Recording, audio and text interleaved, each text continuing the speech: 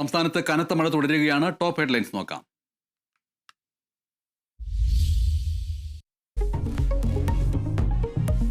കനത്ത മഴ തുടരുന്നതിനിടെ മലപ്പുറം, കോഴിക്കോട്, വയനാട്, കണ്ണൂർ, കാസർഗോഡ് ജില്ലകളിൽ റെഡ് അലർട്ട്. 6 ജില്ലകളിൽ തീവ്ര മഴയ്ക്കും സാധ്യത. ജാഗ്രത പാലിക്കണമെന്ന് നിർദ്ദേശം.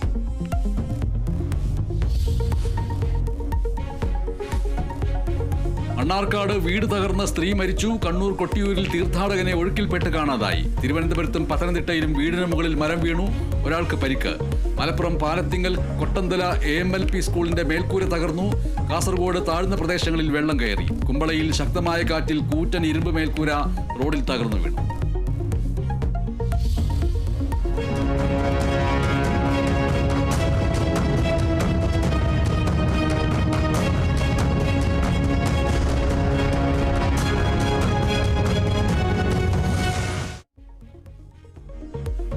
കണ്ണൂർ തളിപ്പറമ്പിൽ ദേശീയപാത നിർമ്മാണം നടക്കുന്നിടത്ത് വീണ്ടും മണ്ണിടിച്ചിൽ. പുളിമ്പറമ്പിൽ പാതയ്ക്കായി മണ്ണെടുത്ത ഭാഗത്ത് വീട് ഇടിയുമെന്ന ആശങ്കയിൽ പുളിമ്പറമ്പ് സ്വദേശി ലിസമ്മയും കുടുംബവും.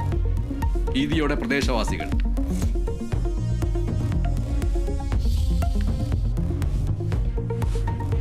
രാജ്ഭവനിലെ ഔദ്യോഗിക ചടങ്ങുകളിൽ നിന്ന് ഭാരതാംബയുടെ ചിത്രം ഒഴിവാക്കും.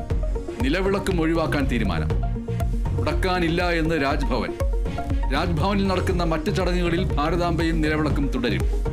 തീരുമാനം പരിസ്ഥിതി ദിന ചടങ്ങിലെ വിവാദത്തെ തുടർന്ന്.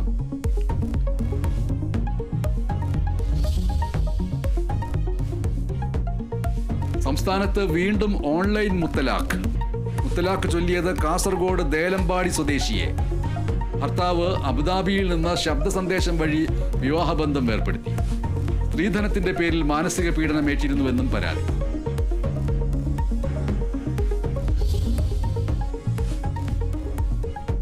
ഇസ്രായേൽ നഗരങ്ങളിൽ മിസൈൽ ആക്രമണം തുടർന്ന് ഇറാൻ. 5 മരണം, നിരവധി പേർക്ക് പരിക്ക്. ഇറാനിൽ ഇസ്രായേൽ ആക്രമണവും തുടരുന്നു. ഇറാനിൽ ഇതുവരെ കൊല്ലപ്പെട്ടത് 224 പേർ. ഇറാനിലുള്ള ഇന്ത്യക്കാരെ ഒഴിപ്പിക്കും നടപടി തുടങ്ങി വിദേശകാര്യ മന്ത്രാലയം.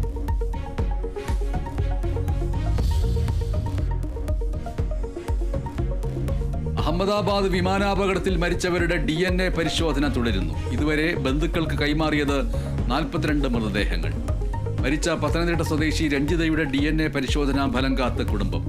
എയർ ഇന്ത്യ വിമാനത്തിന് വീണ്ടും സാങ്കേതിക തകരാർ. ഹോങ്കോങ് ഡൽഹി വിമാനം തിരിച്ചിറക്കി.